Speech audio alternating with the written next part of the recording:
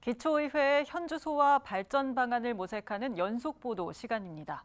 오늘은 지난 지방선거로 새롭게 구성된 기초의회가 의장단 선거를 치르면서 발생되는 갈등에 대해 다룹니다. 지역 일꾼이라고 뽑은 기초의원들이 의장 자리를 놓고 갈등하는 모습에 시민들은 지칠 대로 지쳤는데요. 문제의 원인은 어디 있는 걸까요? 먼저 이재원 기자가 짚어드립니다.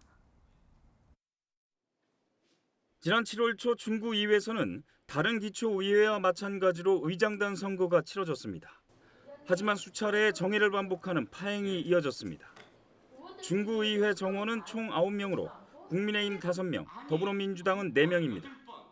국민의힘에서는 같은 당 소속 소재건 의원을 의장으로 내정했고 여기에 같은 당 길기영 의원이 반발했습니다. 길기영 의원은 더불어민주당 윤판호 의원을 부의장에 선출하는 데 뜻을 같이 하고 대신 의장을 가져가는 것으로 의견을 모았습니다.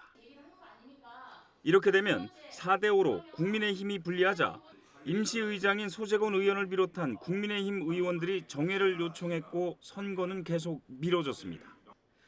급기야 임시의장을 수적으로 유리했던 길기영 의원과 더불어민주당 의원들끼리 바꾸면서 기습적으로 의장과 부의장을 선출했습니다. 길기영 의원이 의장으로, 윤판호 의원이 부의장으로 선출됐습니다.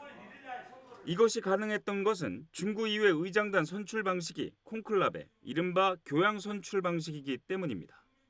각 당이 후보를 먼저 선정하고 입후보하는 것이 아니라 특정 의원 지지가 과반수를 넘을 때까지 이어가는 방식입니다.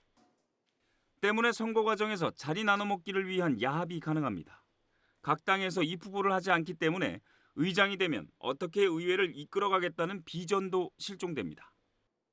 비공개적 방식으로 비민주적 방식으로 이루어지다 보면 이게 이제 결국은 뭐 야합의 형태로 이제 뭔가 다른 논의나 이런 것들이 또 자리 나눠 먹기 뭐 이런 형태, 그러니까 전혀 이제 그 의회 민주주의의 기본 개념과는 거리가 먼 방식으로 결정이 되기 때문에 기초의원의 정당 공천제도 문제입니다. 생활 정치를 해야 하는 기초의회에서 정당 중심의 입김이 들어가다 보니 의장을 정하는 문제까지도 당론으로 정하는 실정이기 때문입니다. 지역 당협위원장이나 현역 국회의원이 공천권을 갖다 보니 지역 일꾼으로서의 자질보다는 충성도가 더 중요한 잣대가 됩니다.